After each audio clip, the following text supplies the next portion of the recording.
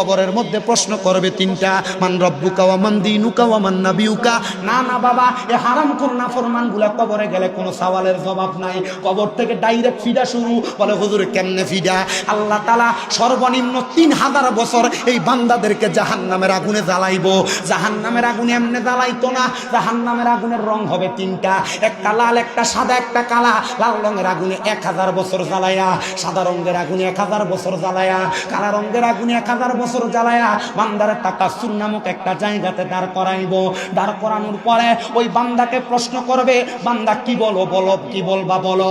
ওরে বন্ধু, আপনি কোন অন্যায় করলে কেউ যদি মাত্র 3টা বেতের বাড়ি দিয়ে আপনি আপনার অন্যায়ের কথা স্বীকার করবেন, তখন তো বান্দা মাফ চাওয়ার কথা, আল্লাহ আমারে মাফ করে দাও। বান্দা তখন মাফ চাইবে না, বান্দা 3বার বলবে পানি পানি পানি। এই ময়ে ময়ে 3বার শব্দটা ব্যবহার কইরা বান্দার জবান দিয়া যখন বের করবে, ওই বান্দাটা তখন এই চিৎকারের সাথে পানির কথা বলবে।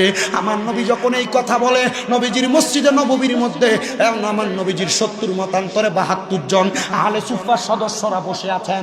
আমার নবীজি এই কথা বলতেছেন, সাহাবায়ে কেরাম চোখের পানিগুলা ছেড়ে দিয়ে কান্দে, ইয়া রাসূলুল্লাহ এমন কঠিন মুহূর্তে কি ওই ব্যক্তিকে পানি দেওয়া হবে না? আমার নবী কয়, হ্যাঁ পানি দেওয়া হবে।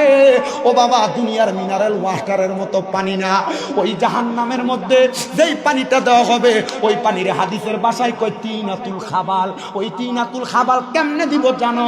একটা গরম লোহার পাত্রকে, একটা মগেরে লোহার আগুনের কয়লা যেমন লাল প্রজ্বলিত থাকে, একটা লোহার পাত্রে এমন প্রজ্বলিত কইরা অন্যান্য জাহান্নামীদের রক্ত আর পুজে বোতলের মধ্যে, এই পানির পাত্রের মধ্যে করে বান্দাকে দেওয়া হবে। নবীজি, তারা কি এই পানিটা পান করবে?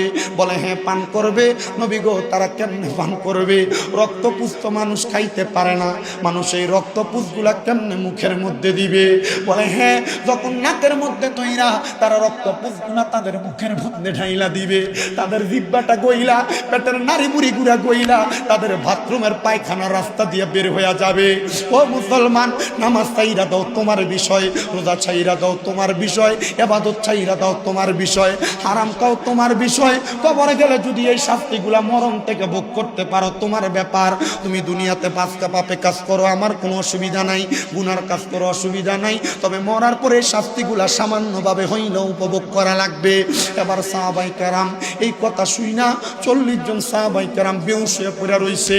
আনাস ইবনে মালিক রাদিয়াল্লাহু তাআলা আনহু বলে, আমি তাকে দেখলাম বাকি 30 জন সাহাবী গড়াগড়ি করে কান্নাকাটি করতেছে।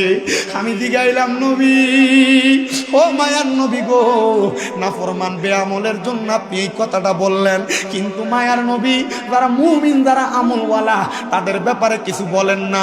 আমার নবী আল্লাহর কোরআনুল কারীম তেলাওয়াত করে শোনায়, ইন্নাল্লাযীনা আমানু ওয়া আমিলুস সলিহাতি উলাইকা হুম খায়রুল বারিয়া।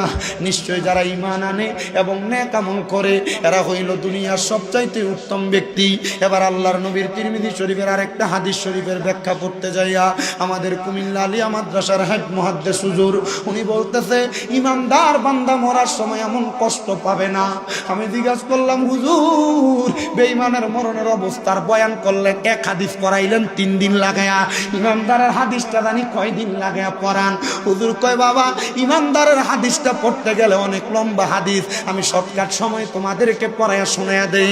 আমার হুজুর আমার কাছে বলতেছে, ও বাবা শোনো, ওই দিন ক্লাসের মধ্যে যায় দেখি ছাত্র শুধু আমি হুদা একজন।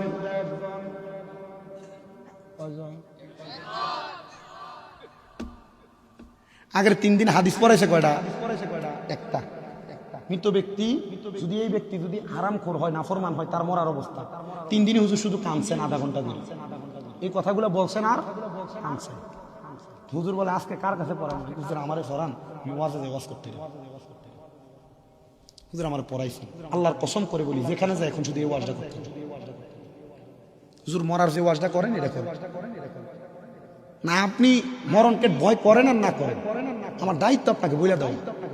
হ্যাঁ আব্বা এগুলো বললেন না, এখন যেমনে আছে এমনি কি করার, এখন আর কিছু করা যাবে? আমার নিজের কষ্ট হইতেছে, কিন্তু কিছু করার নেই, চালাই নিতে হবে, সময় নষ্ট হবে। আমার হুজুর আমার বলতেছেন,